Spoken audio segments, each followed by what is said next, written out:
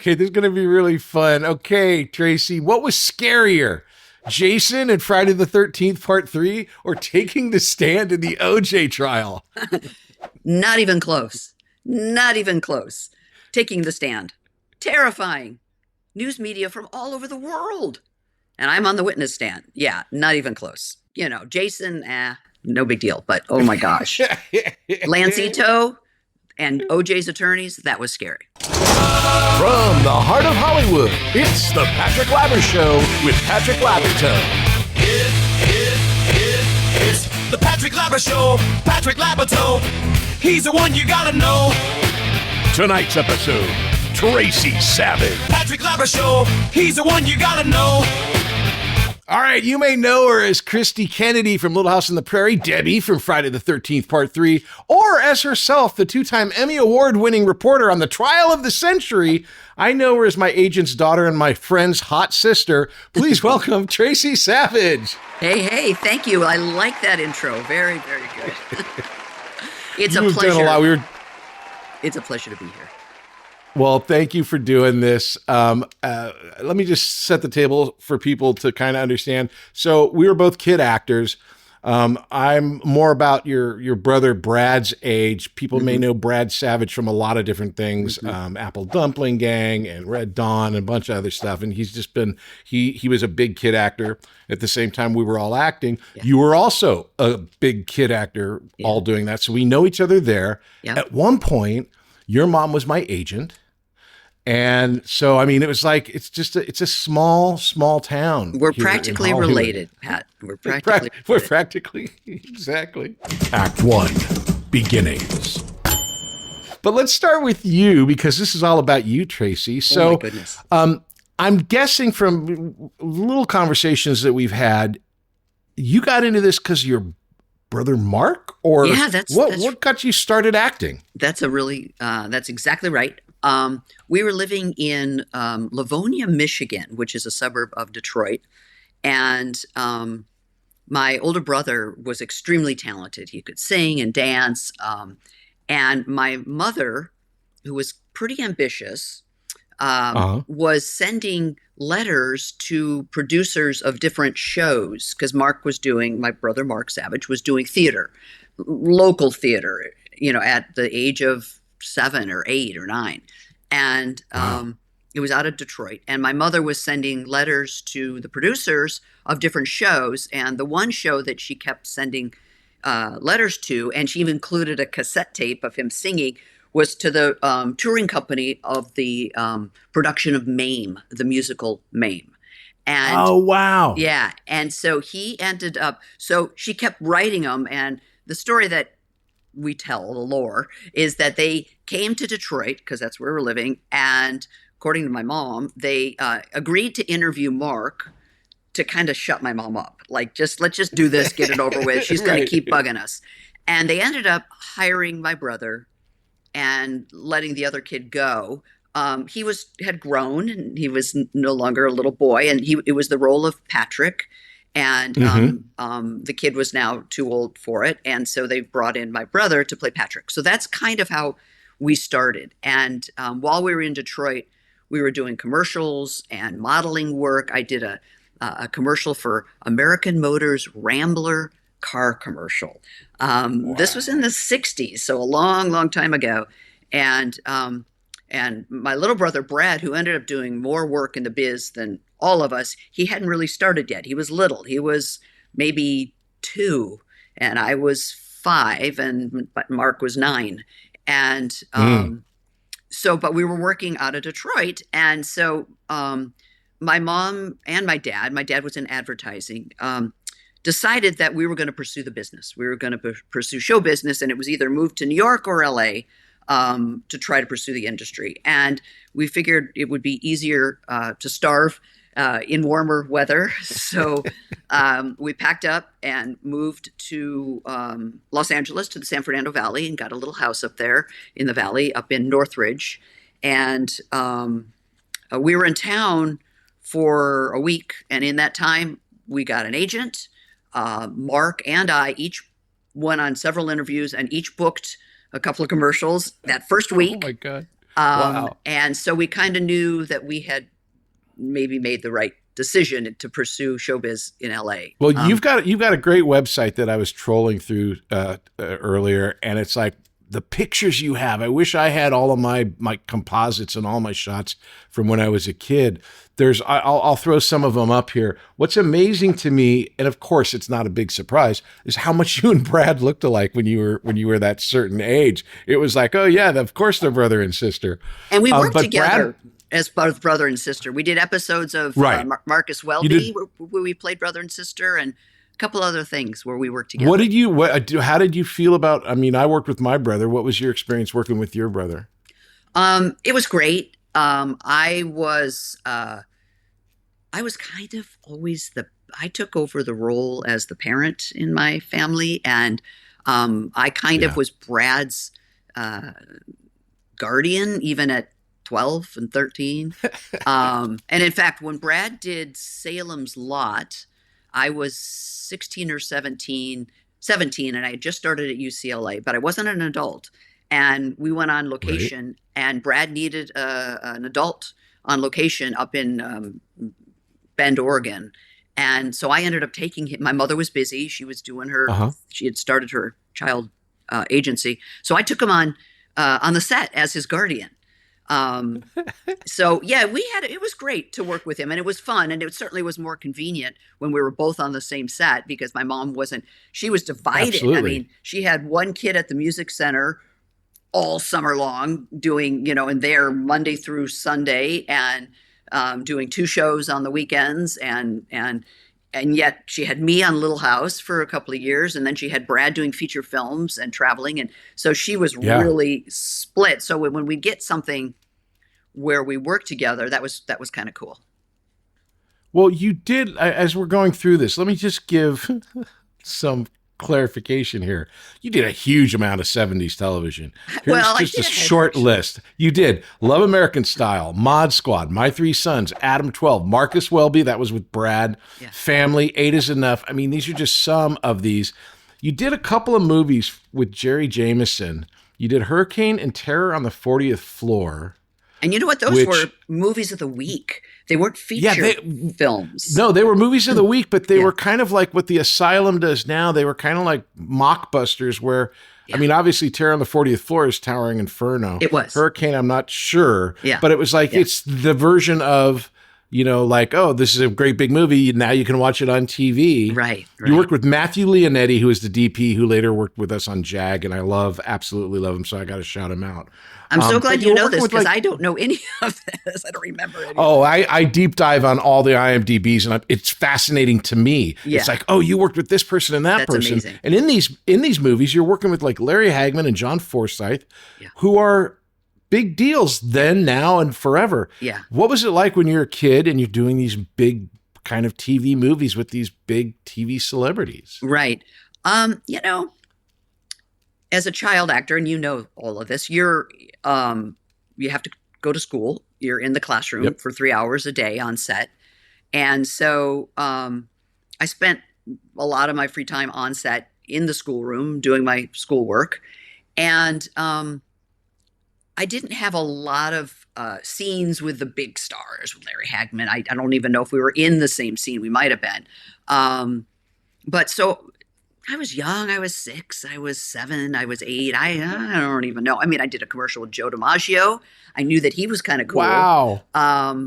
And Brad did a commercial with Francis Ford Coppola, and that was pretty cool. But, at the time, it was just kind of fun.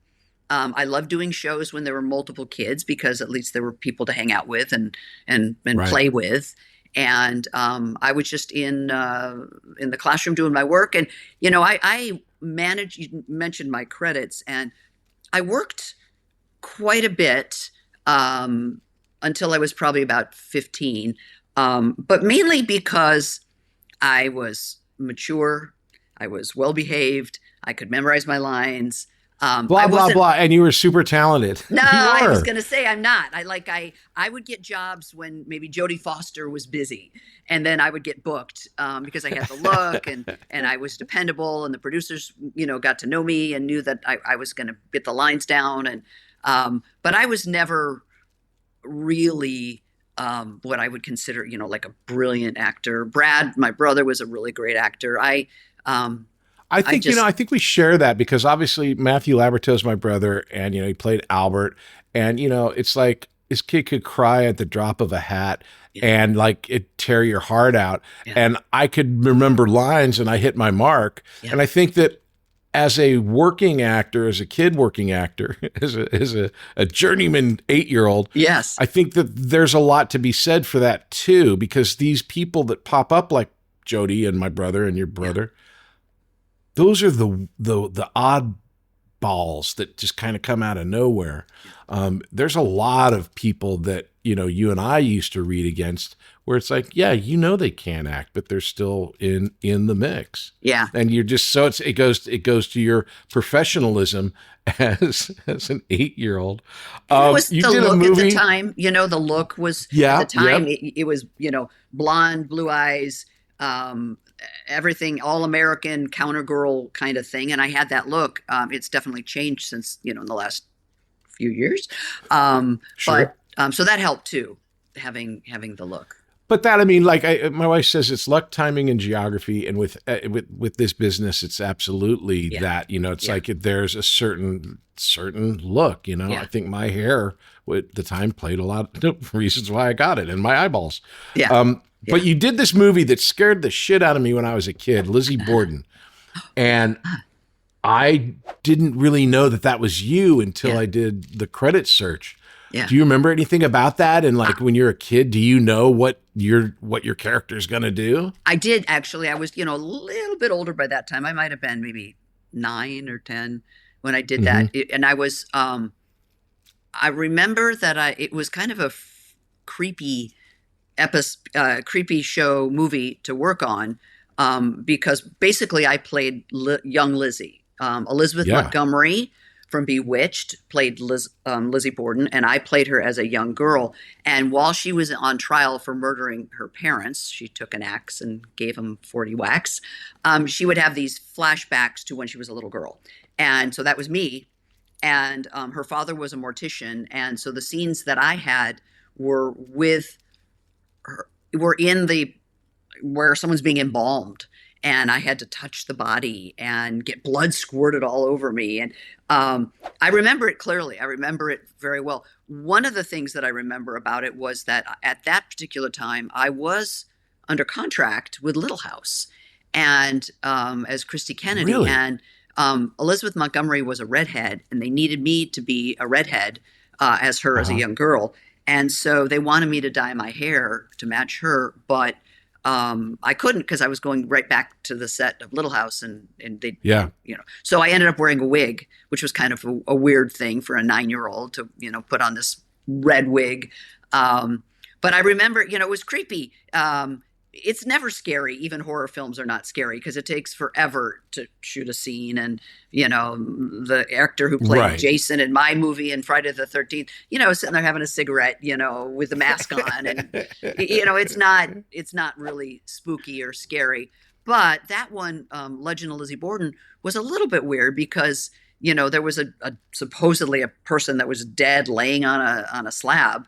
And it was a little bit creepy. Those scenes. I'm confused now. So it wasn't like an extra just sitting there playing dead? You were like in a morgue? No, it was an extra playing dead. Yeah. Oh, okay. But still, okay. So because the other thing too, which a lot of people, you can experience both things. On a movie set, it's very, what do they call it now? When you're surrounded by the reality of it. Immersive. It's really immersive, except for the camera crew, right? So if you've got a dead body and all that stuff, it's not like you're saying, it's creepy because you're not scared because it's fake. Yeah. But it is still creepy. And having blood squirt all over me. And in one scene, he was removing the blood from this person on the slab, and there was a tube that was coming out from under the person's arm. And as he's holding my hand to touch the body, I got freaked out and I pulled my hand back and it pulled this cord out and got blood all over me. And I remember shooting that Was too. it all over your face and everything. and everything? Yeah. See, okay, here's the other thing. Back then, it was Karo syrup and red dye, and you got a wig. And how many days did it take to get all that blood out of you? Out, damn spot. Yeah, exactly. Nobody does selling better than Shopify. Shopify is the home of the #1 checkout on the planet. And the not-so-secret secret, with Shop Pay that boosts conversions up to 50%, meaning way less carts go abandoned and way more sales going through. So if you're into growing your business, your commerce platform better be ready to sell wherever your customers are scrolling or strolling. On the web, in your store, in their feed, and everywhere in between. Businesses that sell more, sell on Shopify. Upgrade your business and get the same checkout that Skims uses. Sign up for your $1 per month trial period for 3 months at shopify.com/Westwood1, all lowercase. Go to shopify.com/Westwood1 to upgrade your selling today. Shopify.com/Westwood1. Exactly. We'll be back after these messages. Have you ever thought about becoming an actor and making your friends and family jealous? Well, have I got a deal for you. Here at Working Actors School, we offer many different classes so you can become a famous actor like me. And we have a delightful selection of classes, including Adult Weekly. It's every Wednesday at 5:30 p.m. Pacific. Here you will learn how to be an actor with other adults. How do we do it? How is it possible? Is it a miracle? Yes, it is. It's a miracle called Zoom. We teach everything online so you can become a famous actor and impress your friends and family. So if you want to be a famous actor and make your friends and family jealous, then you need to sign up at Working Actors School. You can get a hold of us at workingactorschool.com. You can sign up for classes at workingactorschool.com. You can make a reservation for the class online at workingactorschool.com. So come check us out. It's workingactorschool.com. Act 2, Success. Okay, you talked about Little House. Let's talk about that because this is, I mean, to me, I'm looking at this, and you'll tell me the real story, but I know this story a little bit, and it feels like it's a midlife crisis for an 8-year-old. You're going up for this Little House part, you and Melissa. It's down to, I think, you two, maybe one other person. Just the two of us. And so it's just you two. Mm-hmm. Can you explain this story? Because I wasn't there, but I mean, it's fascinating. Yeah. So, I got very close to a lot of different things. Screen tested for Family, and Christy Nickel got it. I screen tested for Happy Days, and Aaron Moran got it. Oh, wow. And then, so Little House, it was Melissa Gilbert and I up for the role of Laura. And now my family was a showbiz family, and my parents were divorced, and we lived on our income. What Brad and Mark and I, with my brothers and I earned, we lived on it, and we traveled with our money. I mean, it was how we survived. And so when you're up for a major role, and I had read all the Little House books, I was Laura. I mean, I'm sure I was Laura. I had read every book. Yeah. That was me. And plus, it's not just that. It's, oh my gosh, if I get this series, and we knew it was going to be huge because the books were amazing, our house is paid for the next 10 years. Like, I can pay the mortgage for my family at 8 years old, and it's a huge relief. So there were a lot of pressure at the time, not just to be on a fun show with lots of kids and animals and that kind of thing, but there was beyond that, very adult issues that I was going through as I'm screen testing for the show. My mom had always said it was between Melissa Gilbert and me, and I thought she was making it up. I thought, I remember being on the set. Being a mom. Yeah, and she does have a tendency to exaggerate. And I'm not saying she lies, but she does like to enrich a story. And she always said, well, Tracie, it was you and Melissa Gilbert up for that role. Yeah, right. I remember being on the set for the screen test. I remember there being other girls there, but they were for the role of Mary and for the twin, for the role of the Carrie, and for the other parts. So there were more than just Melissa Gilbert and I on the set that day. But last year at the 50th reunion for Little House, I saw Melissa Gilbert, and I hadn't seen her in literally 45 years. I don't think I'd run into her in 45 years. And we were talking about it, and she said, Tracie, I have the call sheet from the screen test. And wow, that's amazing. I'd love to see that. She goes, it was just you and me. What? Really? Like I totally denied or didn't really think that was true.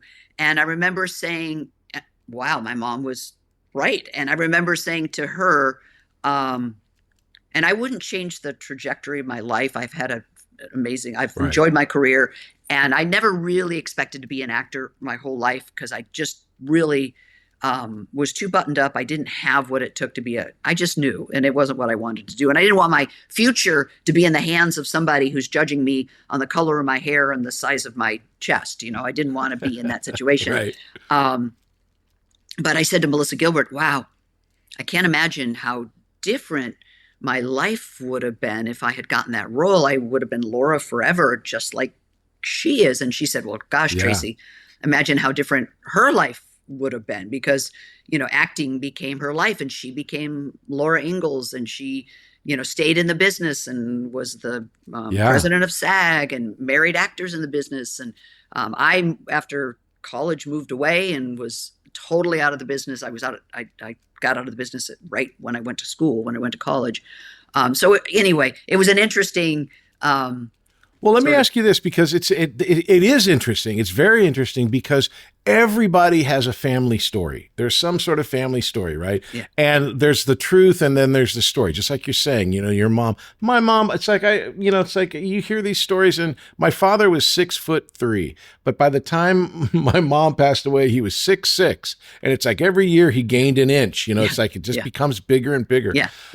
With this story, and I know you kind of well, where you're not a person that aggrandizes themselves. If it's a hard-fought victory or success, you'll own up to it, but it's not like you're flashy.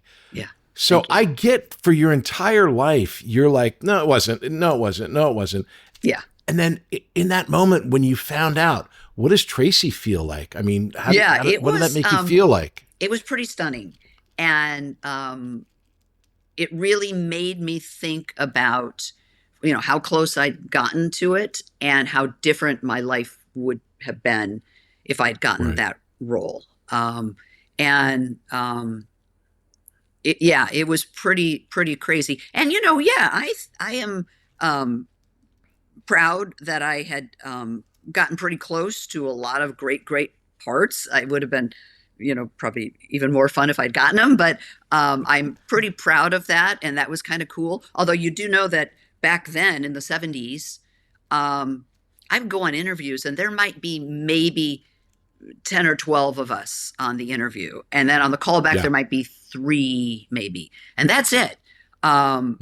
Today, well, my son is turning 21 in a week, but when he was 5, Grandma Judy, my mom, became his agent, and he worked for a year and did commercials and TV. And so that was about 15 years ago. He did it for 1 year, and then he retired, my son, but made enough money to pay for college, which is amazing. Nice. But I would take him on interviews 15 years ago. So that's like 35 years after I was working in the business. And there would be 40 kids on the original call and 17 to 25 on the callback. And I'm thinking, what is going on here? Where are all these kids coming from? And why are they bringing in everybody and their brother? I guess because the producers don't know what they want. And so they can. And if they decide to interview, 30 kids, the moms are all going to bring them because it's a chance of getting a hit show or a commercial or whatever. Yep. So it's really changed. The business has changed a lot. So back when I was working as a child in the 70s and basically the 70s, late 60s and the 70s, there wasn't a ton of competition. So I had a pretty good shot at getting roles. Yeah, it's absolutely true. Back in the day, you'd have, like you're saying, 8 to 10 maybe. Mm-hmm. But let me ask you, because this is really, it's interesting because In your experience of life, like you said, they're living off of your money, right? Now, everybody and their mother has a rap against Hollywood that it's exploitive and that it's a bad thing. And for the most part, people in Hollywood know the real story, which is it's a company town. It's it's like your dad's a mechanic, you're a mechanic, your grandpa's a mechanic. It's like that type of a family thing. business. A family business, great. And with your mom being an agent, it's literally the family business. And you're taking care of your little brother. Your big brother's taking care of you. You're driving around. You're auditioning. I am interested, though, because you have a sense of responsibility that not a lot of actors themselves have. What was that like again, at this age? I mean, you just were talking about it. Yeah. How overwhelming a pressure were you putting on? Because look, I love Judy, I love your mom, but I mean, there was pressure from her as well. Yeah. But so from Tracie, how was that? How did you deal with that? It definitely was. It wasn't your usual childhood at all. It wasn't a normal childhood, right? At all. It was the family business. And we did have some great times when one of us would get a show and go on the road and we'd all go together, got to travel, got to, go places together. But it was a lot of pressure also, to try to get cast in order to make money to help support the family. And Brad, my younger brother, worked way more than me. And he really probably had way more pressure to help support the family than I did. And my mom. Yeah, but that's the external pressure. I'm kind of asking about what kind of pressure did Tracie put on herself? Yeah. Well, it was kind of a lot. And I remember always being kind of nervous when I'd go on. If I was screen testing, or even the first couple of days on a shoot, if I'm doing an episode of Eight is Enough or Marcus Welby or whatever shows I worked on, I was always nervous. Stomach nervous, like, and so, and that's not kind of. I suppose it's like a little kid. Why? Once you got the job, I know. Why would you be nervous then? I guess I was hard on myself. I was, it's like a kid going up to. You're up to bat in a little league game, and if you hit this ball over the fence, you're the hero. And so I think it was probably a little of that. If I really do a great job, and it'll help my career, and I won't disappoint people.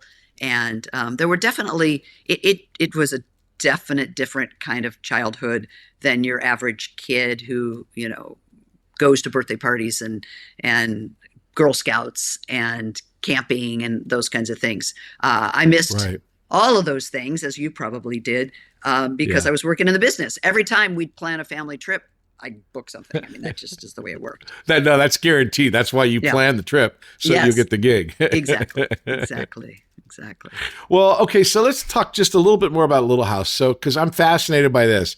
So, look, if you've seen this, I never saw your screen test. I don't know if that's out there or not. I saw Melissa's. And if you see the scene with Melissa, and if you ever saw the show with Melissa and Michael, it's like, it has nothing to do with you. It just has to, look at them. I mean, they fell in love practically. Yeah. I mean, she just looks at him like, he's, the sun sets on him. Yeah. And it made perfect sense. So in some way, as an actor, whenever I'm faced with losing a part and I see the part and it's like, oh, okay, I get it, because they're really good. Absolutely. But now they do the show, they loved you, so they added you to the show. Yeah. So how are you feeling about? Well, I guess, Are you happy that you got the work, or were you frustrated that it's like, now I've got to watch this girl do what I was going to do? No, as a kid, I was just happy to be on the show for 2 years and glad that they gave me some kind of part. Screen test. I did that same scene that Melissa Gilbert is in with Michael Landon, by the way. And I was a little bit, so here's the story I tell my students, by the way. I'm a college professor. they barely know about the show anymore. Every year I ask, how many have heard of Little House? And the hands, are fewer and fewer. But I say, I had screen tested for the original, the main star of the show, of Laura. And I'm not bitter. I'm not bitter. And my students love that, I laugh. But oh yeah, you're a better actress than that. So would it have been pretty freaking awesome if I'd gotten it? Because yes, I was Laura. I was a little tomboy kid running around climbing trees, and to be that role would have been flipping amazing. But that being said, Melissa Gilbert was a year and a half younger than me. Melissa Sue Anderson was a year and a half older than me. Or maybe a year, not even like a year, maybe 6 months to a year older than me. So Melissa Sue Anderson and I were very similar in size and age and look. We both had blondish hair, whereas Melissa Gilbert was dark haired. And it kind of made sense that they needed to hire an actress that they knew that, in a year or two, I was going to go through possible puberty and, blossom and maybe look older than Melissa Sue. And so it made sense to hire somebody just a little bit younger. So that's how I've, that's my story and I'm sticking to it. So aside from all of that aspect of it, what do you think about working on Little House? Oh, well, a wonderful experience. Absolutely. An absolute wonderful experience. There always were kids around. Michael Landon was unbelievable, super kind, super sweet, super lovely. As I'm turning 12 or so, or 11, I found him handsome. I'm just like, oh, this handsome actor. And so it was really, really fun. And to be on set where there were horses and dogs and chickens and footballs and frisbees and swings, and you could run around, you couldn't, and lots of other kids, because almost all the scenes that I was in involved classroom type situations. There were a few scenes where I was Mary's best friend, and there were a few scenes that just the two of us, or Melissa and I, were in, but a lot of it was schoolroom scenes. And so there were 20 kids plus another, maybe 12 principals, and then another 15 extras. And how fun. It was great. Plus I was only under contract. I was under contract for 7 out of 13 episodes. So, and I did 2 years like that. So I wasn't in every episode. I wasn't forced to come to set every single day. I'd come in, I'd work for 2 or 3 days, and then I could go off and do other things. And that's basically what I did. So there was, would I've loved to have gotten that role? Sure, I think so. But would I change my trajectory of my career and what I ended up doing? No, I wouldn't. And I wouldn't want to have been sort of typecast as Laura and stuck there and then stuck in the business. And, also the thing that fascinates me about movies and things like this, and your story particular, but in general as well, is if you were cast as Laura, would it even be the same experience that Melissa had? Would it be the same show? Would it be the same experience? You don't know. It's so as actors, it's so out of our hands. Yes, you can be a phenomenal actor like Jodie Foster, and I competed against Jodie and Helen Hunt and Christy McNichol and some really, really fine child actors. But it's really out of your hands. And you have to have the look that they're looking for. Are you blonde? Are you dark haired? Are you this tall or this tall? Do you look like the brother or do you not look like, there are so many things that are out of your control. That in a way it took some of the sting out of not booking everything I went on. You get it or you don't. It's nothing you can do. You can do your best. That's a great, if you had that understanding, especially at a younger age, I didn't get that understanding until I was in the casting office casting people. Were like, oh, it doesn't have anything to do with the actor. It has to do with if they're right or not. Yeah. You end up working still. You worked a bunch, and then you blossomed, and you became a lady. And then you end up in Friday the 13th Part 3. Yeah. Now, I'm going to try to make this weird connection, which I'm pretty sure is accurate. You kind of end up in the sweet spot of all of these slasher films of that era. Obviously, Friday the 13th was the first one. It starts this whole big thing where there's all these slasher films. And you'll have your nightmares later, and you'll have, all these different ones, but Jason's the one. And by Part 3, you're like in the main, like, center of this experience. And it was the only 3D version. It was the only 3D That's right. version. So that really, really made it stand out. Okay, so how did this happen? Was it just a regular interview, audition? How did it go down? So I was actually, I had started at UCLA, and I was a student at UCLA, and I was pretty much done with acting. I was decided I wanted to get into broadcasting, and I was a communications major, and I was pretty much done acting. I wanted more control in a career. I wanted, and I didn't want to get hired based on my chest size or, hair color. I wanted more control.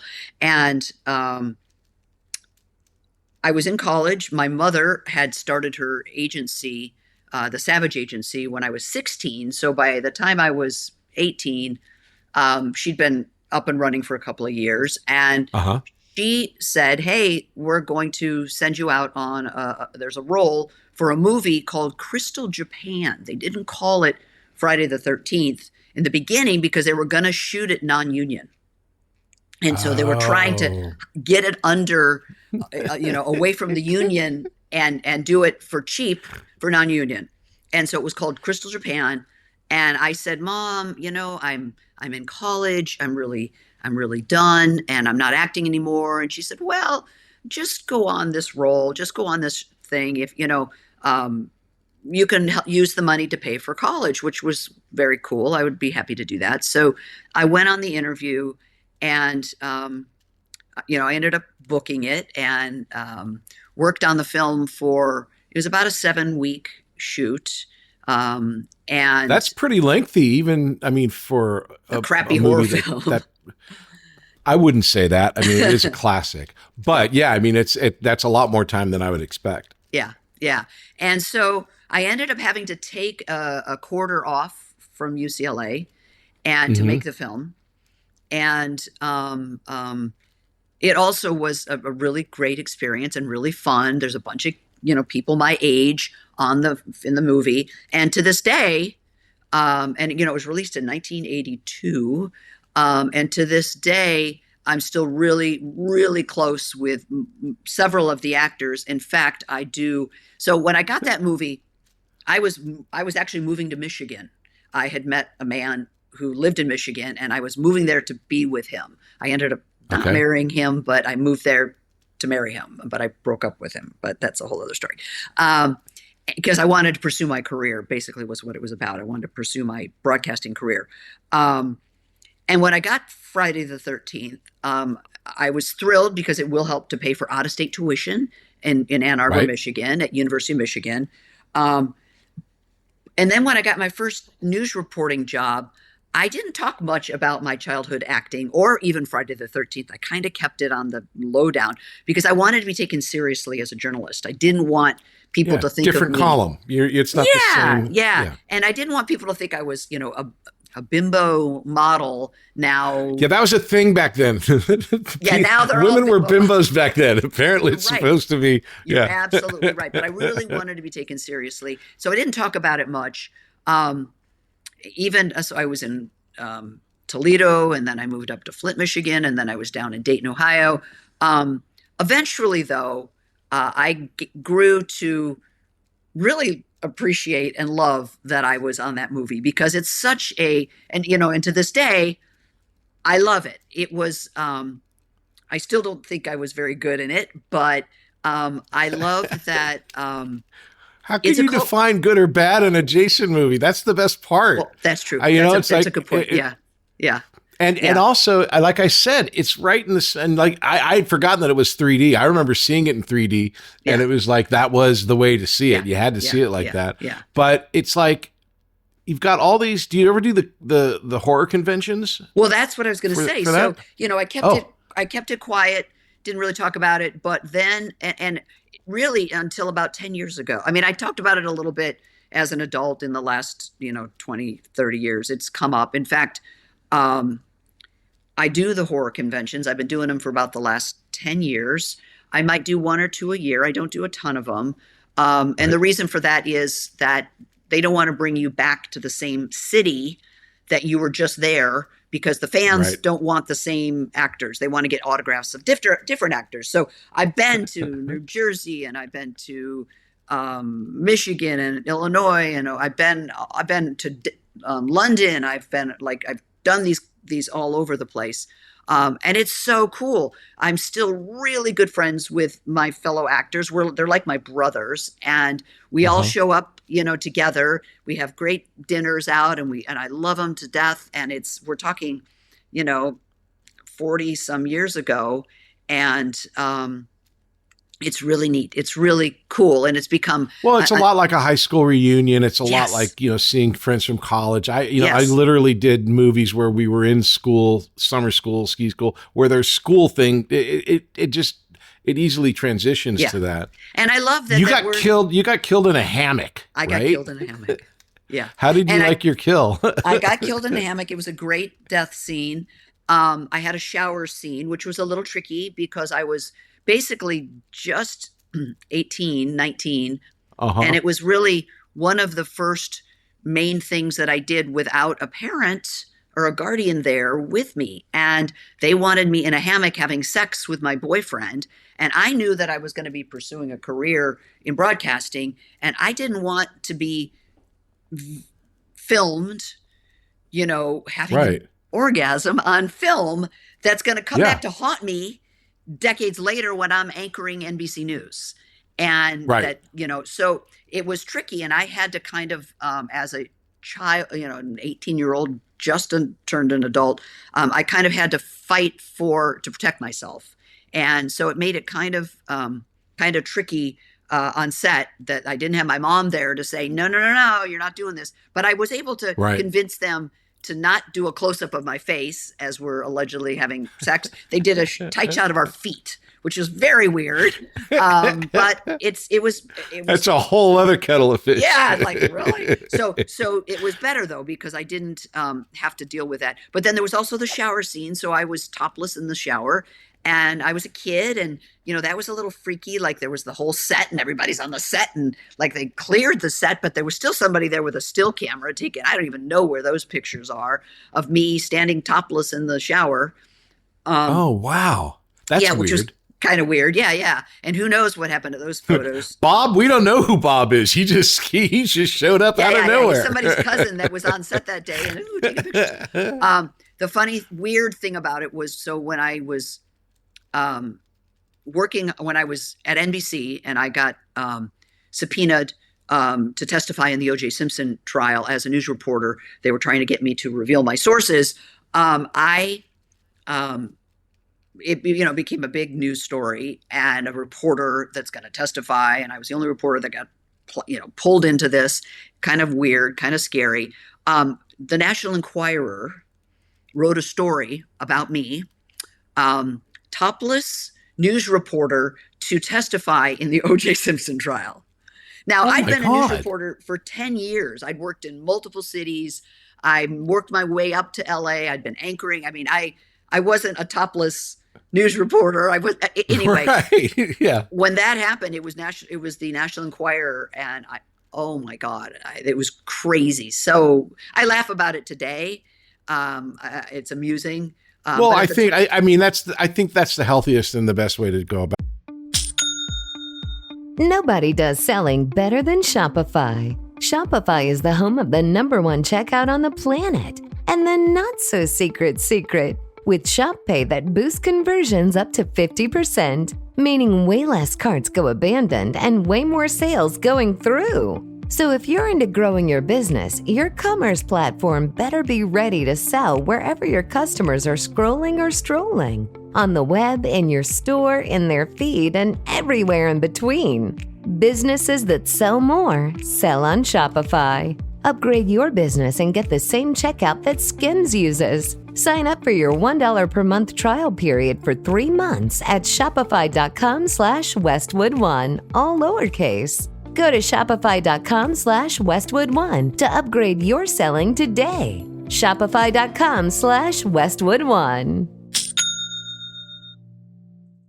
Got it. We'll be back after these messages. Hey there, I'm Patrick Labyorteaux, and I've been an actor since I was a little kid, so I know what it's like to be a little kid actor. So I have a class here called Youth Weekly, and that meets every Tuesday at 5:30 p.m. Pacific, and it is an awesome class if you are young and want to learn all about acting. We have a great set of kids, and it's taught on Zoom, so you can do it from anywhere. You can do it on your phone, you can do it on your laptop, on an iPad. It's awesome. I've had kids take a class while they were in the car coming back from soccer practice. I swear to you. So if acting is in your blood, come to workingactorschool.com and check out the Youth Weekly class every Tuesday at 5:30 p.m. Pacific. I'll see you there. Act 3, present day.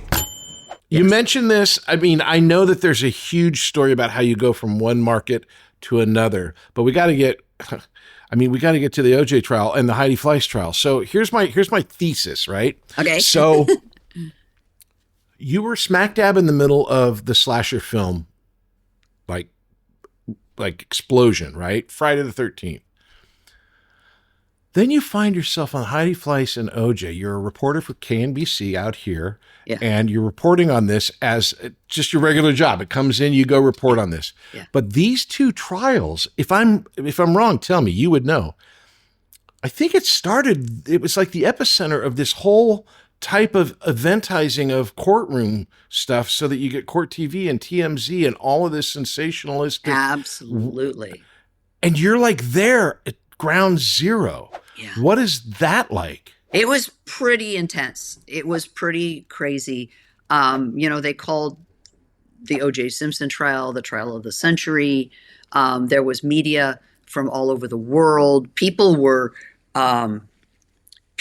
rearranging their daytime schedule to make sure they could watch the testimony, because there were cameras in the courtroom, and not a lot of trials had cameras in the courtroom or had generated such interest. It was OJ Simpson, and he brutally murdered his wife and her friend.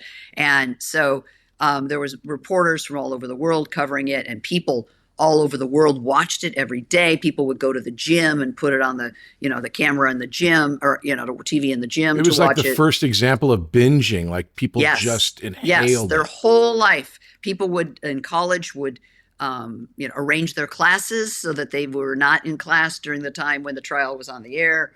And so it was pretty crazy. And then the Heidi Fleiss trial was also kind of a big deal, only because, there were actors that were her clients. Right. And it's interesting. There was I worked on a lot of different really big stories in LA. The Oklahoma City bombing. I went to Oklahoma City after the bombing. Timothy McVeigh blew up the federal building, and I was there for, maybe 10 days. And the Heidi Fleiss trial, I covered from beginning to end and had a few kind of cool exclusives. And just this summer, I was watching, there were some of these, they did some documentaries, 25 years, 35 years later. And there was a documentary on the anniversary of the Oklahoma City bombing trial. And up pops me on camera from a clip. They pulled a clip of me reporting on it. And I'm like, wow, that's pretty cool. I'm in this show decades later. And then about 2 weeks later, it was the Charlie Sheen documentary. And Charlie Sheen was involved with Heidi Fleiss. In fact, he testified and kind of got her in trouble. He was writing her checks. Yes, exactly. Dumbass. Well, excuse me. But anyway, and so the Charlie Sheen documentary, I pop up on that too, and you hear my voice, and I'm interviewing Heidi, and I'm like, it's interesting, and it made me think, wow, I covered some pretty interesting stories through my entire Well, yeah. career. I mean, like we were talking earlier, I said luck, timing, and geography. You don't go out. I mean, you set out for sure to become a news journalist, on camera. That's your plan. You can't plan what you're going to cover. Yeah. And I got a couple questions about these things because it's just, they're so overwhelming. When, especially here in town, in Los Angeles, I guess it could be anywhere, but like here in town with everybody knowing who's on TV, you're on TV, and you were on TV. Like if the OJ Simpson trial was on 24/7, you were on 22/7. It was like you were always on outside the courthouse reporting on what was going on. Yeah. When, I got to read this because I wrote this out. What is it like to get information that is true, but it's never revealed because of rules of evidence or however what it is? And I'm not asking for you to reveal anything. If you want to, great. All the better for the ratings. But the question really is, I mean, what is it like when you know something that no one else knows and you can't report on it? Yeah. So, as we like to say, we news reporters have a front row seat to history. And so I had a front row seat to history. And if you find out something, the only time really we were allowed to report on it, but we would only report on it if I could double source it. In other words, let's say I got some exclusive information about something, in the murder. And then I had one source who told me something, and then I could confirm it with another source. Then we would go with it.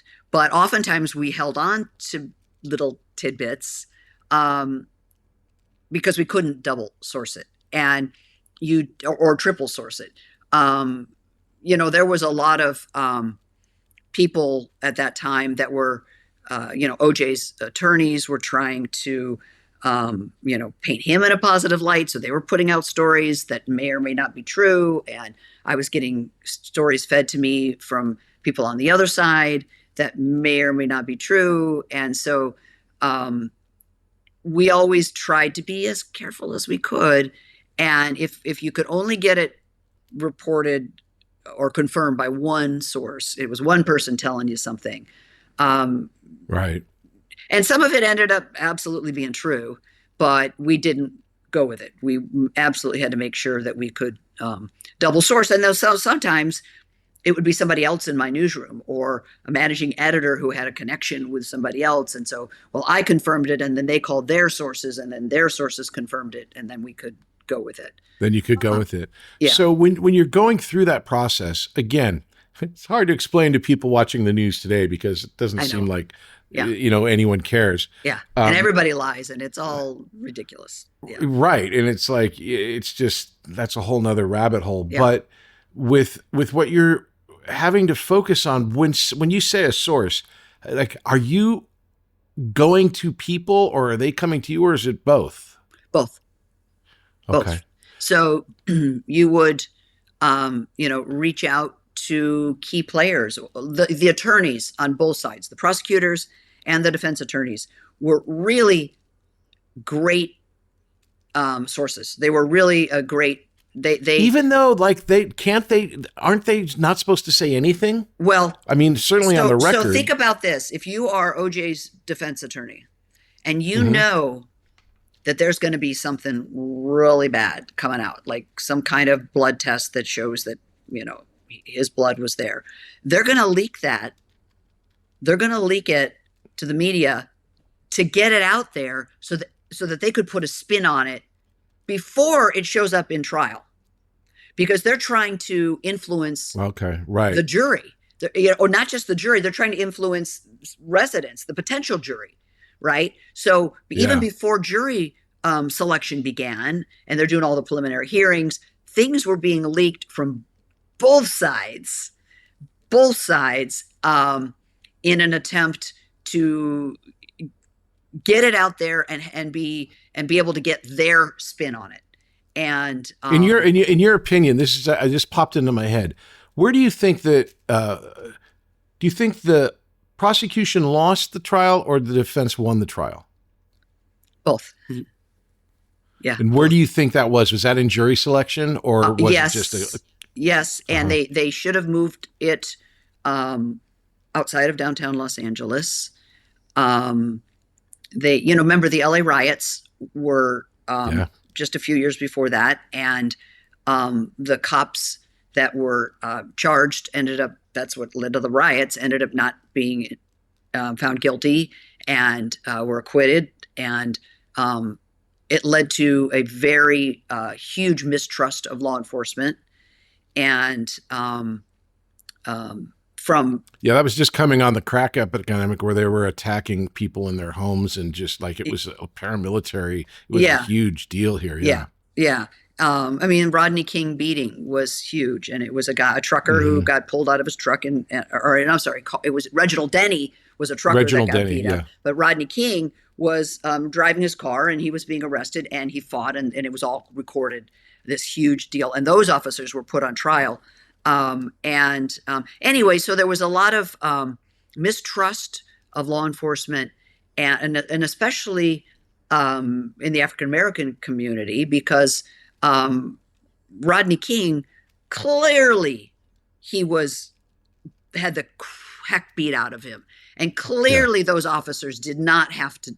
I mean, this is my opinion, but clearly they did not have to do what they did. Look at, back in the day when you could look at video and everyone agree on the same thing. Yeah, you can subdue one person. But then the jury, six officers, a white jury in Simi Valley, acquits them, these white cops, for beating the heck out of a black person. So there was a lot of racial tension.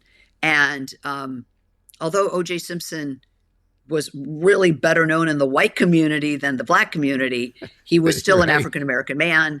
And so it made it a very tricky, situation. And they probably, and so the jury in downtown Los Angeles was primarily an African-American jury. So that made it tricky because there was already, in a way, it was a payback for Rodney King. I mean, the media experts macro balancing of like what they thought the injustice was. Yes. I mean, I'll ask you, you don't have to answer. Do you have an opinion on who the real killer is? Well, I mean, it seems pretty obvious that I do. Yeah. And I mean, it's so how do you approach that? So if and I'll put the words in your mouth. So if you think OJ did it, but you're still the reporter reporting on what happens. Yeah. How do you approach that? You just talk about what factually happens? Just the facts. Here's what we've got. And we use the words he allegedly, he's accused of, he's been charged with. We don't say he killed. I mean, nowadays you've got prosecutors even before there's any investigation saying things that never should be said. Back then, we were really careful and professional. Even, and I never expressed my opinion. I never talked about whether I thought he was guilty or innocent ever in any story I ever did. It was, he's OJ Simpson allegedly murdered his wife and her friend, and he's on trial, and we never ever indicated that. So okay, I'm going to get to when you had to go on the stand, but I do want to know, this is the macro idea, the micro. So now Tracie Savage, you're wanting to make a name for yourself as anyone would, and this is doing it. This is like a huge life moment. But it's not the way I wanted. It's not the way I wanted to. Why not? I mean, you're a reporter. You're reporting. It seems like that's your dream. What were your real thoughts? Yes, but I didn't want to become a part of the story. As a solid journalist never becomes part of the story. Right. Never should be involved in the story. And I didn't want to be part of the story. I just wanted to do my job. And I was fearful of the fallout that maybe my management thought that, because I took the witness stand and they're trying to get me to release my sources. And I was fearful of how it would impact my career. And I was fearful of how. I'm sorry to interrupt, but I do want to roll this back just a bit, because I hear what you're saying. I'm asking earlier, like when you're doing this, before you were called up. We'll get to the called up, but before that, was this like, what were you going through as far as on a professional level, where this thing just, it was steamrolling and getting bigger and bigger? I mean, obviously the ratings on your show must have been huge at this point, and you're the face of this trial. Yeah. I mean, the anchors are throwing to you every single time. Yeah, there were, there were several reporters that ended up covering the trial from gavel to gavel. And, it was incredible. And, as a youngish reporter working on this massive story, was pretty amazing and pretty interesting and pretty exciting. And, you have to use every, rule you learn and every ethical rule you learn, and, try not to be sensational, and try not to, they're guilty until, or innocent until proven guilty, all those things. We had attorneys that would review our scripts to make sure that we weren't saying anything that in any way could get us sued, libel, slander. So it was pretty intense. And I, for a year, so the murders happened in the summer. There were pretrial hearings in October. And then in January, they started with jury selection. And then by the following October, we had the verdict. So for about a year, I never went into the newsroom. I went straight to downtown Los Angeles to the criminal courts building. And we had trailers down there. And I did my live shots standing up on top of a trailer with the criminal courts building in the background for an entire year. I lived at the criminal courts building. Did you work building. With the same crew, the same camera dude? Pretty much. There were several of them that would rotate through. But yeah, I kind of would work with a lot of the same. And there were, like I said, a few of us reporters that ended up covering different angles, because, the story was so big and there were so many angles that one reporter couldn't cover it all. You had multiple different, we produced a show, a special during the trial, a half an hour legal special at like 7:00 at night. And it preempted whatever game show that was on, Wheel of Fortune or whatever was supposed to be on at that time. And we did our show, and we had to fill. So let's say it's a day in court and it was really boring, and the court ended early and there was nothing going on. We had to fill a 30-minute show. So we were constantly looking for every little tidbit.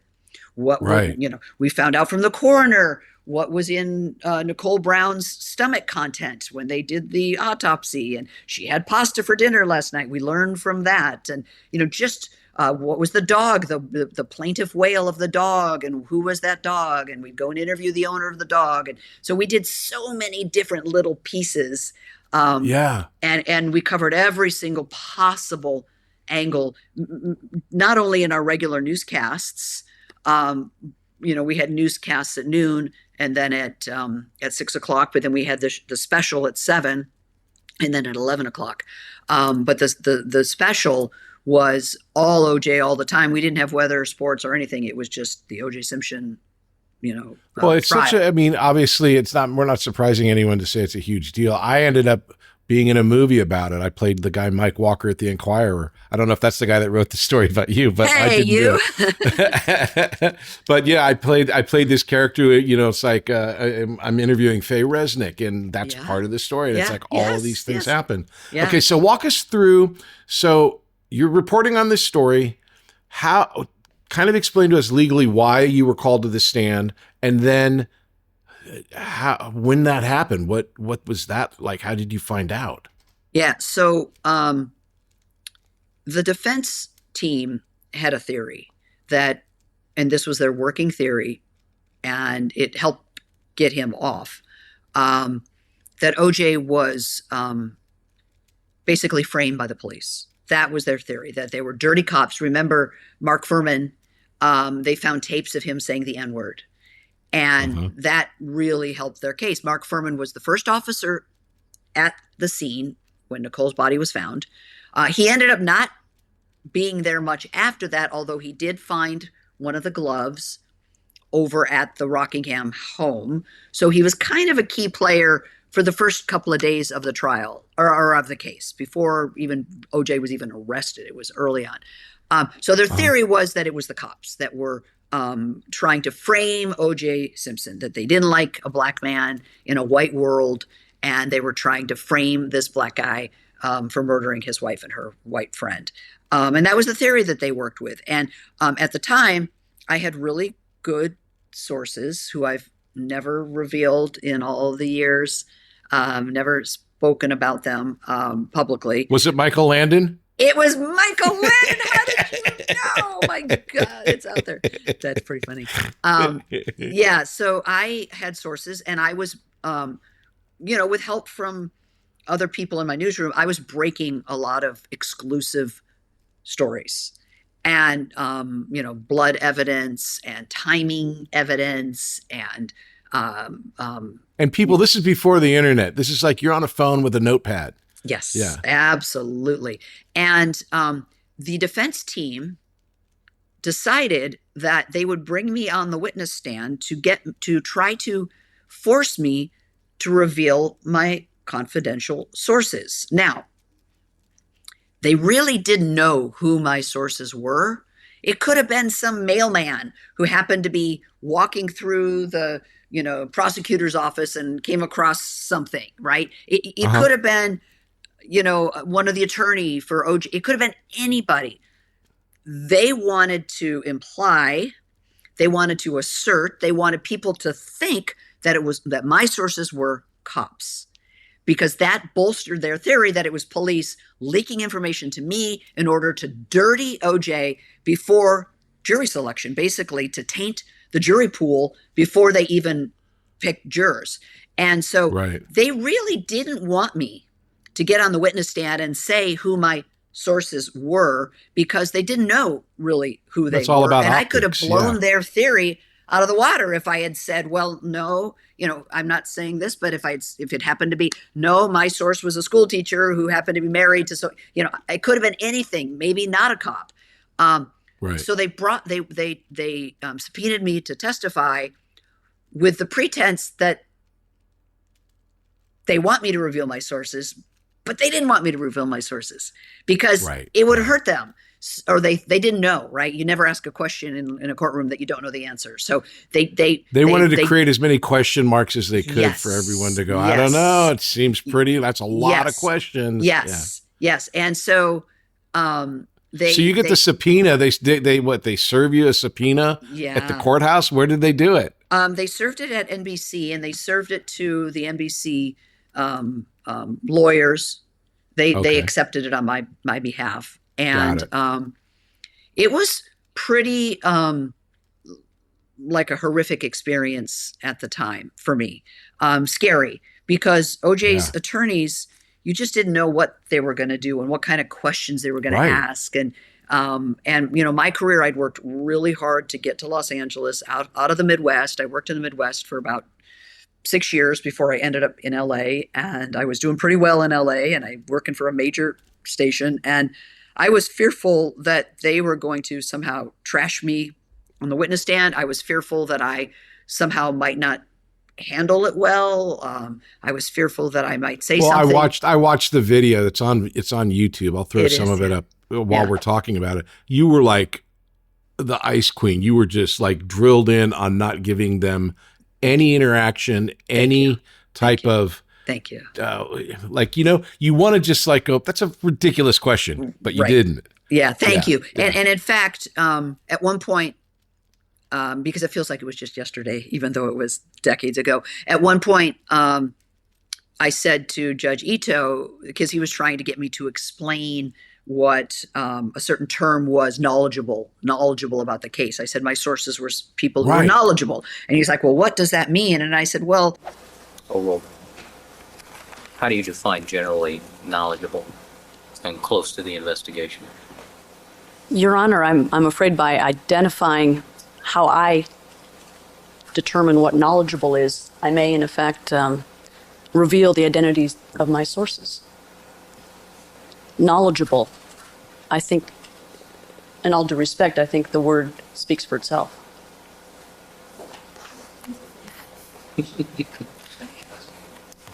Strawman. And he chuckled. Like, he's like, yeah, you're right. And kind Yeah, of like you got turned him, over yeah. to the lawyers, like, what are you going to say? And that was kind of my like big gotcha moment. Like, haha, you're not going to get me. But I was scared to flippin' death. You're on television. You know, I would do live shots on TV for Los Angeles, but not for the world. And so Right. the night before I took the witness stand, my station, NBC, said, no, you're never going to take the witness stand. You'll never do it. Reporters have the shield law that protects them from revealing their sources. So you're never going to take the witness stand. It's the judge won't allow it. It's not going to happen. So they didn't work with me. They didn't prep me. They didn't, like, if they say this, then they say. And I thought you would have had like training sessions up the yin yang, but and I am the consummate over preparer.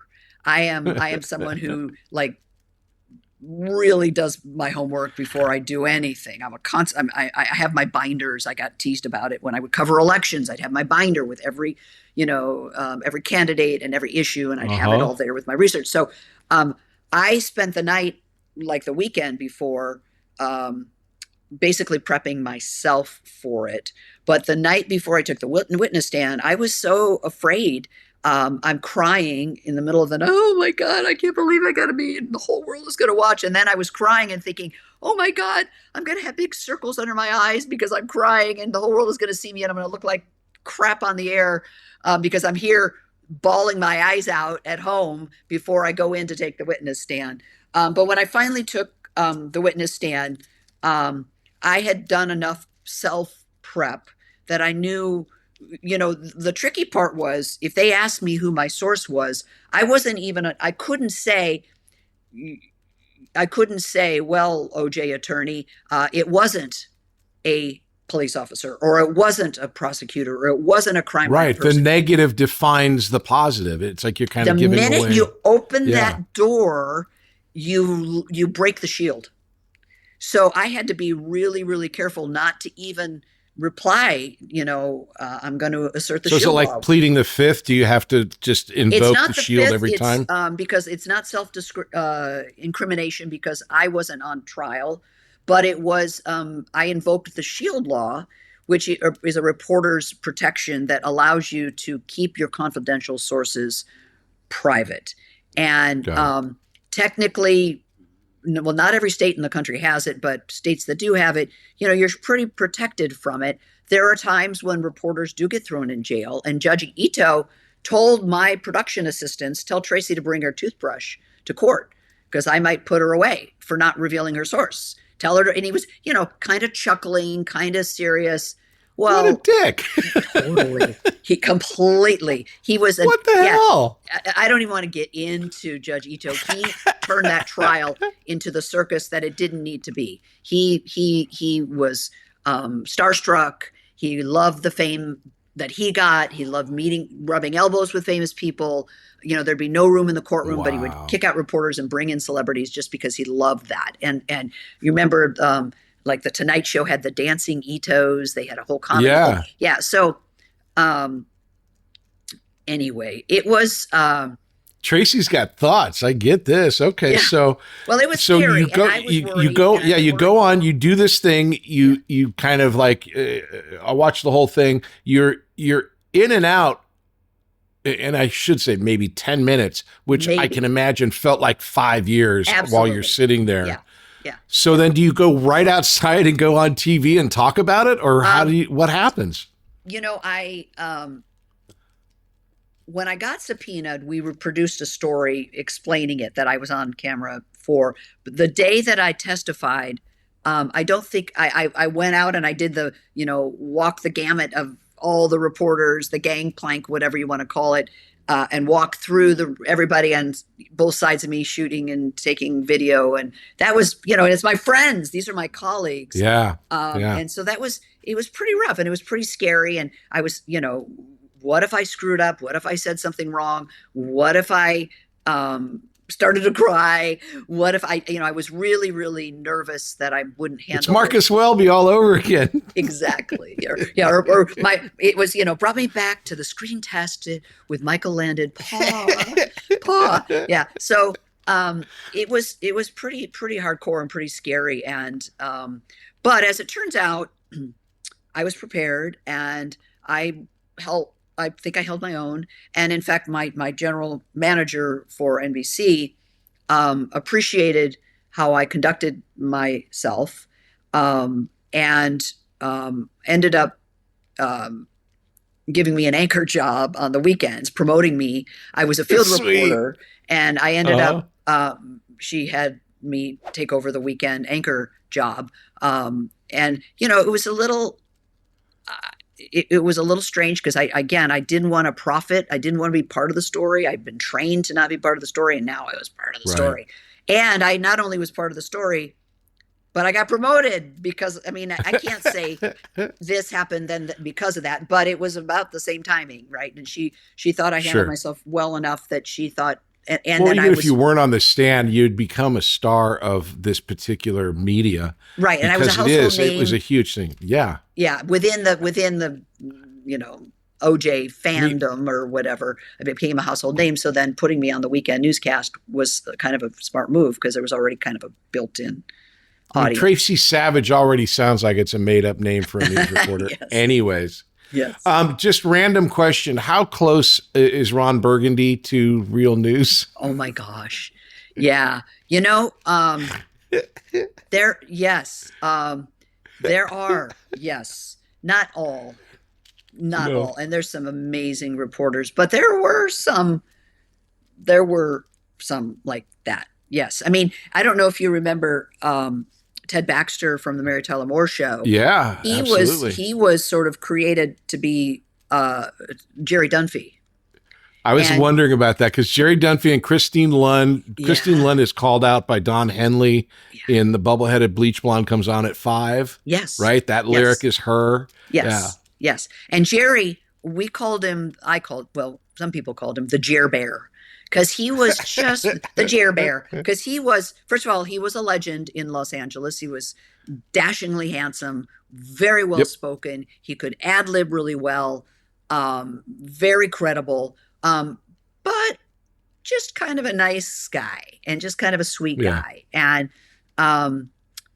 so he was, you can see the Ted Baxter kind of character from Mary Tyler Moore was like a little bit, I don't want to talk about, he's passed away, so I don't want to say anything bad about the dead, but it's like they're classic idioms, like Stan Chambers. You always think about, is like in the middle of the storm, and there are these moments that define Kent Shocknick diving under the desk, and you at the OJ trial. There's like these. It was at a time when there was no internet, so this was our connection to the rest of the world. Yeah. It's not happening anymore. I couldn't name anybody on a TV news program right now. I don't watch local news either. Some of them are still around. Pat Harvey, God love her. She was an anchor at KCAL when I started there in 91, and she's still on the air today, and she's phenomenal and bright and smart and amazing. But there's not a lot of people left from that era, from the 80s and 90s. And in that era too, when it was like brand new, where you could just get into a truck with a camera and you could report from that place, was a whole thing. Well, and now it's like everything's on the phone. You could do that entire thing. And the money was better because there wasn't the competition from the internet. And so you had a lot of remember when the Los Angeles Times was this thick? Oh my God. It's just a whole different world anymore. Yeah, it was completely different. It was really a great time to be in television news. Nobody does selling better than Shopify. Shopify is the home of the #1 checkout on the planet. And the not so secret with Shop Pay that boosts conversions up to 50%, meaning way less carts go abandoned and way more sales going through. So if you're into growing your business, your commerce platform better be ready to sell wherever your customers are scrolling or strolling. On the web, in your store, in their feed, and everywhere in between. Businesses that sell more sell on Shopify. Upgrade your business and get the same checkout that Skims uses. Sign up for your $1 per month trial period for 3 months at shopify.com/Westwood1, all lowercase. Go to shopify.com/Westwood1 to upgrade your selling today. Shopify.com/Westwood1. We'll be back after these messages. Hey, I'm Patrick Labyorteaux, and I play an actor on TV, and I've been doing this for a long, long time. And I know what it's like if you are in a class with people, and sometimes you just want to have that one-on-one connection with the person that you're working with to go over, I don't know, a particular scene, or maybe you have an audition, or maybe you just want the privacy to try stuff that you don't really know is going to work and not have anyone look at you. Well, I have the perfect solution for you. It's called One-on-One with Patrick Labyorteaux. You can book your time at workingactorschool.com, and it's just me and you for an hour going over whatever it is you want to work on, breaking down the script, talking about character, figuring out your intention, the spine of the scene, everything that goes in to making a dynamite performance. So if you're interested in acting and want that one-on-one personal attention, check out One-on-One with Patrick Labyorteaux. You can find all the information you need at workingactorschool.com. Act 4. Questions. All right, so here we are. We're at the questions. It's called Tina's Gotta Know, because my wife Tina came up with the questions. Awesome, So the first Tina. one is called That's Showbiz. What is the most Hollywood moment in your life? Oh, wow. It was all Hollywood moments. Some positive, some negative. I do remember one thing. I had just come to LA from the Midwest. I was in Dayton, Ohio for 4 years, but I grew up in LA, and I was a part of LA, and I was a part of showbiz, and I was assigned to cover the Oscars, the red carpet. And I thought that was pretty cool. That's about as because- Hollywood as you can get. Yeah.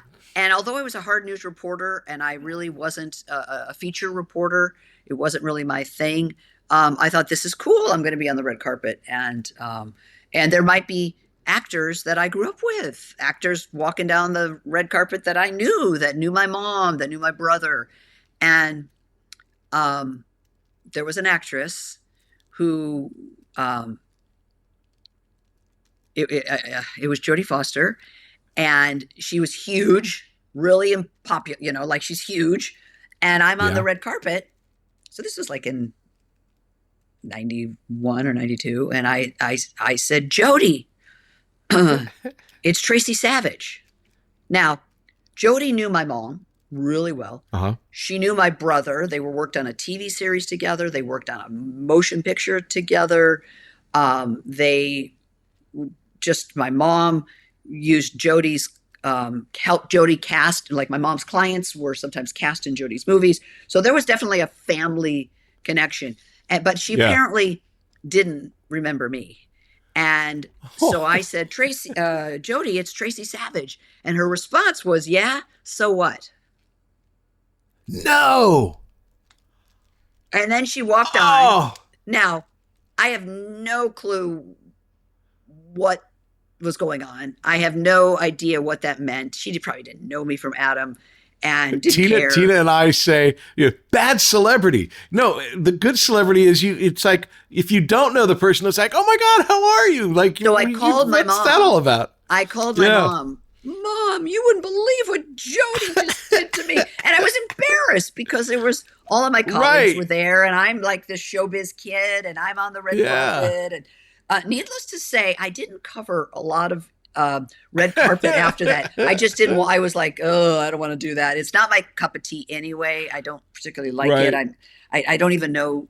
I have a hard time even knowing who celebrities are. Like if you see them on the street, I have to like Google who is that person. So I'm not. It's entertainment coverage was not my thing. Oh, I'm so sorry for you. That's the worst. It was kind of bad. I mean, that's a bad. Man. That's a kind of a negative story. But I don't fault Jodie. There were many years where Jodie was really private, and really didn't want to even show up to any of these awards things. Sure. And so, I don't feel bad feelings about her, but it was embarrassing at the time to me. Like, the number 2 question is that Showbiz Part 2. What's the most embarrassing Hollywood moment? But I think you covered that. Yeah. Number 3, show me the money. Not looking for real numbers here. What's the biggest missed financial opportunity? Because in this town, you get a lot of weird connections that you can, what's his name? Ashton Kutcher was in on, all these different companies because he's a big famous movie star. Yeah. Anything like that? Yeah. Not really. Not getting the part of Joni in Happy Days. Mm-hmm. Screen tested, didn't get it. Not getting Laura in Little House on the Prairie. Not getting the Christy McNichol role in Friends. Those were, I didn't get a chance.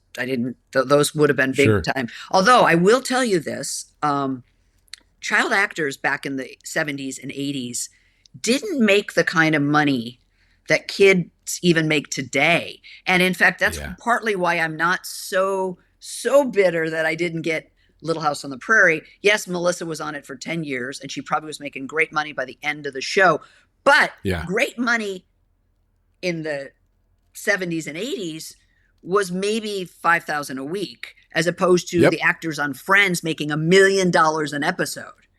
And so the actors then that got roles that I wanted, they weren't set for life. They weren't making enough money that it set them for life. I probably would have made you famous and didn't make you rich. Right. Exactly. So,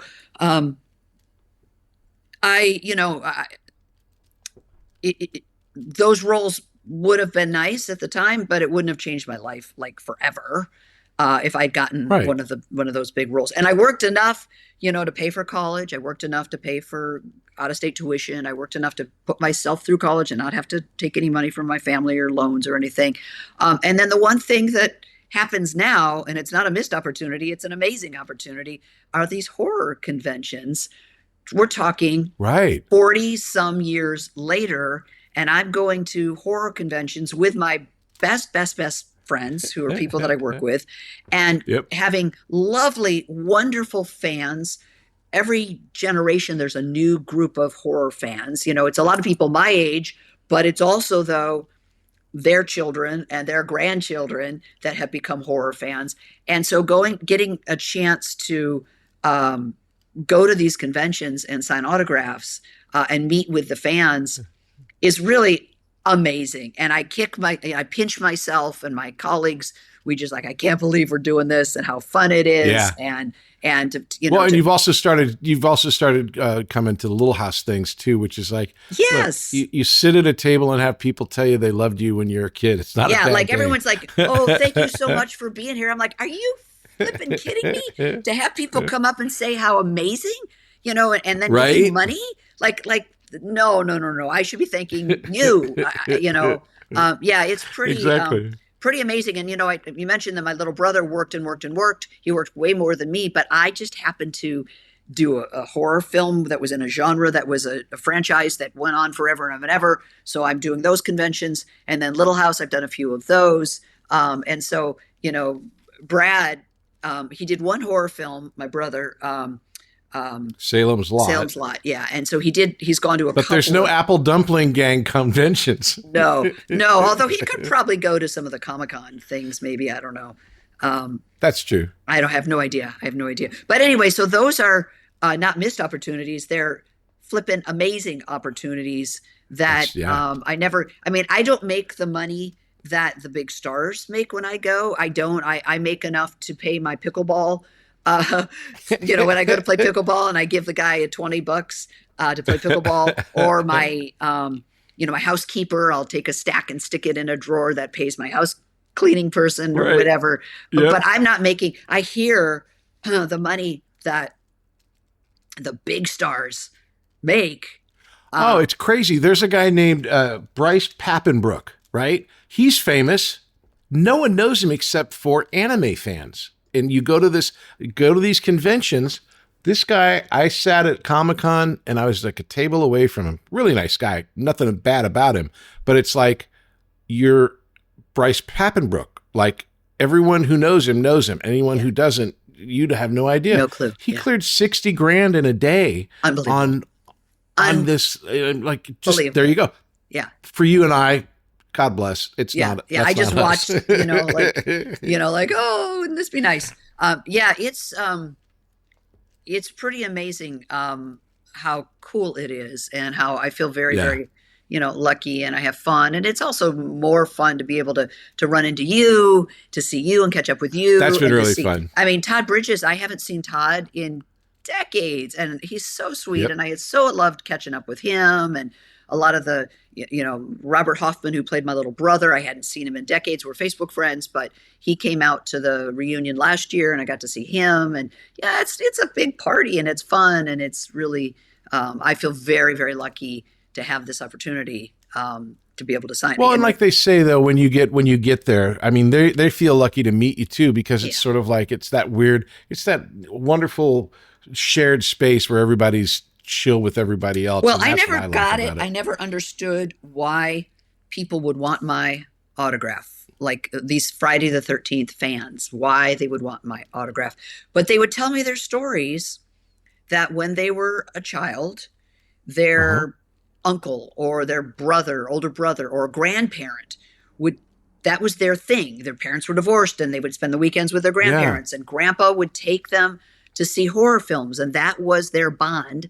And this was part of their childhood. And so to come and meet the actors that were part of their childhood is real. I get it. And it wasn't until I actually met George Romero from Night of the Living Dead personally. He's cool. And my older brother had taken me to see that movie when I was probably 7 and scared the living daylights out of me. And to this day, it's impacted me. And when I met him, I was tongue-tied. Oh my God, Mr. Romero, you have no idea the impact your movie had on me. I was a kid, and I'll never forget it to this day. We're talking, decades later. And like, oh, it kind of makes sense now. You're saying the exact same thing people say to you. Yeah. So, and if I can help sort of help them relive some of their childhood or bring back some of those memories from their childhood, I think that's kind of neat. I think that's pretty cool. Well, I enjoy doing them. I have this one picture because I get killed in a movie too. And I have this picture where I'm laying there dead. And my favorite dad joke is if they pick that picture to have me sign, I look at him and I go, "You want me to sign this over my dead body?" Oh, God, love it. Love it. Horrible joke. Yeah. Okay, number 4, show and tell. As a teenager, what was your favorite poster in your room and how'd you get it? Oh my gosh. I love the Osmonds, Donny Osmond. I had a huge crush. Go away, little girl. Puppy Love. I mean, I love the Osmonds, and I had their posters in my bedroom when I was a little girl, not a teenager. Did you ever work with any of them? I never did. I never got to meet them. Yeah. Yet. You never know. Yeah, never say it can happen. Never say never. Okay, Showdown. What is the best thing you've ever done and the worst thing you've ever done as far as acting? Let's just stick with acting. What are you most proud of and least proud of, I guess, as far as your acting ability? That's a really tough question for me because, I go back and I look at things that I've done and I was like, okay, I didn't suck. I wasn't terrible. You're really hard on yourself. I just felt I was no Jodie Foster. I was no Brad Savage. And, but I go back and I look and I go, you know what? I was actually pretty decent in that. I can't tell you what one thing I was, thought I was the best in. I've done a couple of like really fun, small budget films as favors to friends. There was an editor, he's a dear friend, Mike Guttridge, and he wrote and directed and produced The Bone Garden. It's a horror film. And I was a news reporter in LA, and he was my editor, television editor. And he had moved to the East Coast to Philadelphia, Pennsylvania, and asked me to come out and play the lead in his movie. And it was 3 weeks. I took 3 weeks off from reporting, and I was like, you know what? 3 weeks of not picking up dog poop, not cooking dinners, not doing laundry. I'll take it. Right. And I played the lead, and I played a really, there was like a psycho scene in the end where I am just like crazy and my hair's all over and I'm blood all over it. I don't even know what I was doing. I don't think to this day I've ever even shown, and Mike did an amazing job producing this movie all by himself, right? He got them money and he put it all together. He was not, a well-known, he was just a kid who loved horror films, and he actually got the crew together, and like our craft services would be his wife with hot dogs in a crock pot. Right. That was like what it was. Yeah. But when I have to this day, I don't think I've ever even shown my family that, because I was like, oh my God, I can't. And I've seen a little bit. I'm like, okay, it wasn't terrible, but that I don't think I've seen that end scene more than one time. Like when I did it, my son was probably 5. It's an acquired taste to watch yourself on camera. Yeah. It's not what you think it would be. Yeah. You sound different. You look different. Everything is different. And you're like, you have to have a relationship with what's on television versus what is. I currently host a show, a reality show, a true crime show at my brother Brad's building. It's his partner, and Brad edits them and his partner produces them. And they've hired me to be the media expert, although the whole thing is scripted. So it's not like I'm ad-libbing, like being an expert. I'm just reading copy. And it's really fun. And I really, really enjoy doing it. And it's fun to kind of be able to go back and do stuff like that years later. And still, I've been off television for many years. When I left NBC, I went to radio, and I was afternoon drive at KFWB Radio, which was an all news station for many years. I loved working in radio. Pete Demetrio reporting. That's it. But it was fun. It's fun. I go and do these. But you talk about wanting to see yourself. Brad, my brother, I see him every time I go to his building to do it. And so it's great. I get to see my brother, give him a hug. How's everything? Yeah. And he's like, oh, I'm editing. Do you want to see this episode? And I'm like, no, I don't want to see it. He's like, you look great. And I'm like, Brad, I don't want to. It's better to live in my little fantasy world that I'm actually 35 years old, and that's how I look. And it's this fantasy world that I'd rather just remain in and not see the reality, because as soon as I see the reality, I'm like, oh my gosh, I don't want to see that. I think everybody feels that way, and it's like some of the celebrities that just want to make you believe that they are still, 22, 23. It's like, that doesn't work. Yeah. Okay, finally, show me some love. What's your favorite performance of mine, Trace? Oh, gosh, Pat. Well, I will have to say, when you were doing Little House, I had left the show. Yep. And then I was off doing other things. And I didn't really watch much of the show when you were on the show. But having grown up together and having known you since early childhood, I just loved, and you've done something that a lot of us child actors didn't get to do, and that is to transition as an adult actor to an adult TV series. Super lucky. And there's not a lot. I mean, I can tell you all of my, the kids that I worked with, that once they were 17 or 18, they were done and they didn't go on to do other things. And I always found that, I thought you were terrific in it, and I thought you were the perfect part, the perfect look. You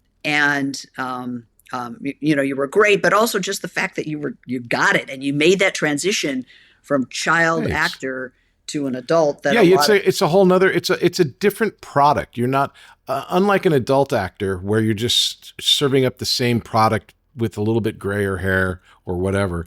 With a kid, you're like one thing, and then as an adult, you can be a completely different person. I mean, Jodie's a great example of one that did it so seamlessly. But for every Jodie, there's a Sparky Marcus. I mean, it's like there's just like you don't know where it's coming Robbie from. Wrist, Sparky, all the kids that I went up against. But you know what?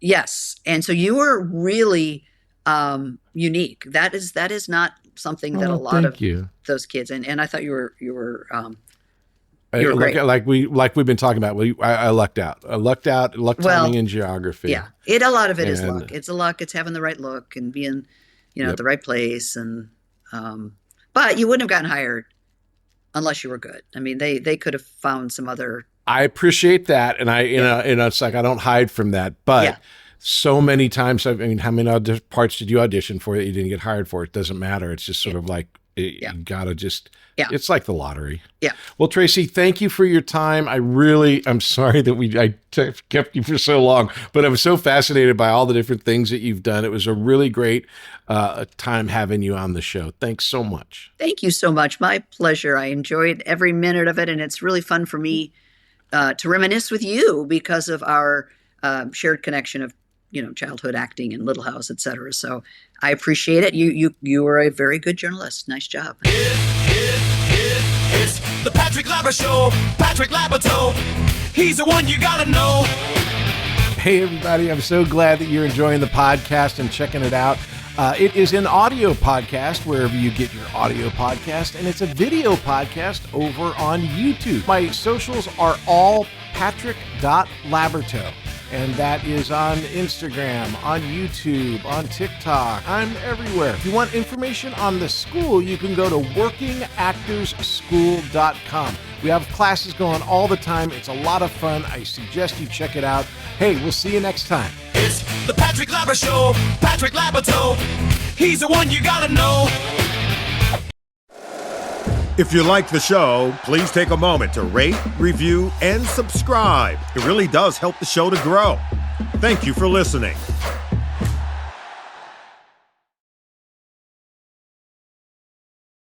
Hey, we're Stacy and Pete, and we host We Don't Want to Grow Up, a podcast all about those warm and fuzzy memories from the 80s, 90s, and early 2000s. We're revisiting the pop culture, toys, and memories that shaped a generation. Gen X, millennials, and I'm over here representing the Zennials. So if you ever experienced waiting for your Delia's catalog to show up after school, or if you got lost wandering the aisles of Toys R Us, this show's for you. You can listen to us everywhere podcasts are available.